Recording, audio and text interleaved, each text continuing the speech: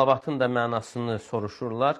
Yəni Peyğəmbər sallallahu aleyhi və səlləmə salavat edərkən nə deməkdir?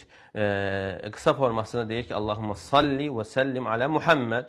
Allahumma salli və səllim alə Muhammed. Salavat və salam gətirmək Peyğəmbər sallallahu aleyhi və səlləmə. Yəni biz elə bil ki, Allah Teala'dan istəmiş oluruq ki, yəni Allahım sən Peyğəmbər sallallahu aleyhi və səlləmi təriflə.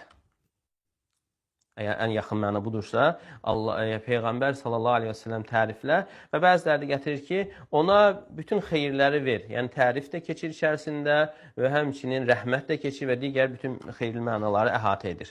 Amma bu mənaya görə Allahumma salli alə Muhammed, Allahım sən Peyğəmbəri təriflə və səllim isə salamat et. Dünyada həyatda ikən deyilirsə, bədənini salamat et və həmçinin bərzəx aləmində salamat et və həmçinin qiyamət günü o dəhşətlərdən onu salamat et.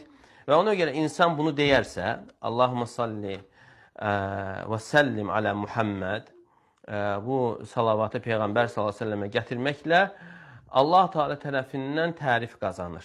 Kim bir dəfə Peyğəmbər sallallahu aleyhi və səlləmə salavat gətirdiyi üçün Allah Teala 10 dəfə o qulunu tərifləyir. Elə bir ki, insan salavat gətirməklə Allaha yaxınlaşmış olur.